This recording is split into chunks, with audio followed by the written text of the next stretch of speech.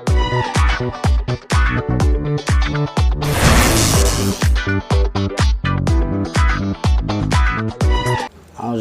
minasyaitonirrajim. Bismillahirrahmanirrahim. Assalamualaikum warahmatullahi wabarakatuh. Para pencinta YouTube yang budiman, jumpa lagi kita di hari ini. Mudah-mudahan hari yang cerah ini bisa membuat kita lebih bahagia lagi secerah hari ini. Dan semoga kita semua dalam keadaan sehat walafiat, selalu dalam lindungan Allah Subhanahu wa taala. Amin Allahumma amin. Secara nggak sengaja tadi malam saya ngobrol-ngobrol sama tukang bajai, ada mereka yang nyeletuk sama saya. Bang, kalau penggandaan uang itu benar ada ya? Nggak tahu dia lihat di iklan mana. Saya bilang itu nggak ada, itu bohong semua. Dia ngotot.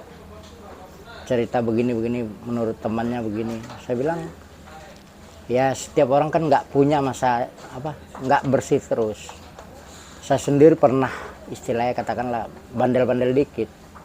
Saya ingat persis, saya ceritain waktu tahun 97 di mana krisis moneter baru melanda Indonesia. Waktu itu saya punya teman, dia dagang Indomie, es jeruk segala macam di daerah Gandaria. Di daerah Gandaria, dia orang Comal, dekat Pekalongan sana. Saya diajak ke kampungnya, sampai di situ dia cerita bahwa ada di satu tempat yang dipanggil Abah M, untuk inisial aja. Jadi saya kan orangnya penasaran. Ya udah, ayo kita jalan. Kebetulan bawa mobil. Sampailah kami di tempat yang dituju itu, mau naik gunung. Udah taruh mobil di kantor desa, kita jalan kaki ada setengah jam sampai kita di sana. Yang disebut Abah itu bilang, oh tujuannya apa? Ceritain lah. Memang waktu itu dia banyak utang. Kami mau begini-begini. Oh boleh. Setelah dikasih penjelasan segala macam, kita disuruh ambil wudhu, terus disuruh sholat hajat, mintanya terserah masing-masing. Jadi kita dikasih kesempatan waktu sholat hajat itu, dia juga ikut sholat. Setelah itu dia bilang, kalau memang mau mulai, itu pengembaliannya kalau saya nggak salah 2 kali lipat. Jadi kalau kita kasih uang 50.000 jadi 100. Yang namanya saya orangnya kan penasaran. Oke kalau gitu. Berarti saya boleh kan berapapun. Apapun boleh. Mau 100, mau 200, mau 50. Oke sudah. Kita mau ngetes. Jadi waktu sholat hajat itu jujur saya minta, ya Allah kalau ini satu kecurangan, tolong kasih tahu saya. Dan setelah itu berjalanlah ritual seperti yang mereka inginkan. Yang menurut petunjuk Abah itu kita dimintain uang, ada yang kasih 100, 200, saya sendiri karena iseng saya coba 50.000. Ya hitung-hitung anggap beli rokok lah saya bilang. Setelah itu kita disuruh sholat, dia yang jadi imam. Berdoanya panjang banget, nggak tahu lah zikirnya apa. Kita disuruh zikir sesuai yang kita bisa. Entah subhanallah, entah apalah. Oke. Saya cuma waktu setelah di rakaat terakhir itu, di saat zikir kita disuruh merem semua, katanya biar khusyuk. Saya mendengar bunyi keramik, katak. Nggak tahu kuping itu memang agak tajam, mungkin Tuhan kasih petunjuk di situ. Udah itu dia keluarin lah. Dia ambil dari bawah sejadah itu, semua uang itu kan ditaruh di sejadah dia di depan. Karena dia yang ngimamin. Setelah itu, iya yang saya tadi jadi 100.000, yang lain-lain juga gitu. Habis itu dia cara main lah begini-begini. Jadi kalau diminta sama Allah, pasti dikasih begini-begini. Oke. Tapi yang namanya batin saya itu tetap curiga ya.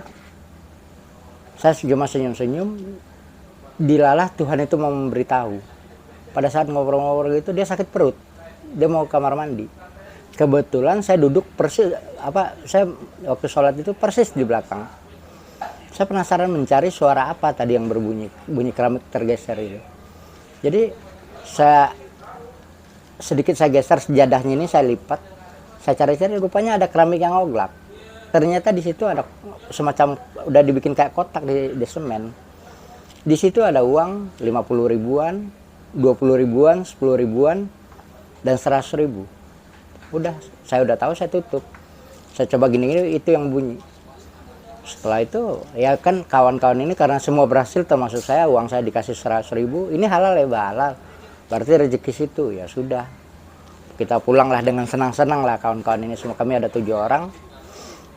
Langsung ada yang cerita mau jual motor, ada yang sampai mau gadai sertifikat rumah mertua. Sampai di mobil mereka bilang, bang saya mau pulang jual ini, insya Allah kita bisa nutup utang, kita bisa beliin lagi rumah mertua gini-gini. Saya jangan dengan senyum-senyum saya bilang nggak bagus. Mereka kaget, kok bilang nggak bagus, kenapa udah juga ikut. Akhirnya sampai di jalan saya ceritain, sebenarnya itu penipuan, bahwa di situ tuh ada keramik yang dibuka sengaja dibikin kayak box. Loh, terus di dalam itu ada duit semua. Saya lihat, loh kenapa nggak diambil semua? Saya bilang kalau diambil itu nyolong kita. Loh itu yang bang bawa, kalau yang kita ini kan kita dikasih, maka saya tanya tadi halal tuh. Jadi begitulah caranya orang-orang menipu. Itu di era itu loh, apalagi sekarang. Apalagi sekarang kan kita agak risau melihat banyak sekali iklan penggandaan uang begini begitu. Teman saya ini karena kepepet, dia mau melakukan itu. Saya cerita jangan. Jadi kesusahan itu mendekatkan orang sama kufur, mendekatkan orang sama jadi musyrik. Itu yang ingin saya tekankan di sini. Jadi jangan pernah percaya dan hal-hal yang kayak gitu. Terus jangan berharap untung besar tanpa peras keringat. Itu yang penting kawan. Tanamkan akidah buat saudara-saudaraku, adik-adikku, apalagi generasi muda biasanya ambisi. Jadi jangan terpengaruh dengan iklan. Lihat dulu kenyataannya, terus harus jeli. Jadi berarti bapak ini dulu pernah begitu. Memang setiap orang kan punya masa lalu gitu. Masa lalunya saya agak bandel-bandel dikit. Rasa ingin tahu saya itu tinggi. Dan itulah yang terjadi. Jadi apalagi ini, kalau saya pikir keadaan yang ada sekarang lebih meresahkan daripada tahun 97 di mana kita masih krisis moneter. Kalau sekarang lebih pahitnya. Cuma masyarakat sabar. Maka itu kembali saya bilang, jadi sepahit apapun yang kita ini, pakai rasio, minta sama Allah, beri petunjuk. Karena saya melakukan itu. Waktu sholat hajat itu saya memang minta, ya Allah kalau ini kebenaran kasih tahu, kalau ini ada penipuannya kasih tahu. Entah kenapa kuping saya dengar keramik bergeser. Jadi singkatnya itulah, tanamkan akidah, yakinkan diri bahwa nggak ada usaha yang tanpa usaha itu nggak mungkin kita dapat apa-apa. Semua harus berusaha. Orang nasi aja kalau nggak disuap nggak masuk ke mulut. Masa cuma ujuk-ujuk jadi 2 kali lipat. Kalau memang itu terjadi, kenapa dia nggak bikin satu kampung itu orang jadi kaya, jadi makmur? Saya bilang berpikirnya rasio aja. Akhirnya mereka, iya bang, saya cuma ngingatin karena situ sampean nanya. Saya bilang, jadi kalau nggak saya sampein saya juga dosa. Selanjutnya terserah, mau diteruskan terserah, tapi saya udah kasih ingat. Ibarat mobil mau belok, saya udah kasih sen. Iya bang, makasih. Itulah senangnya kalau ketemu abang.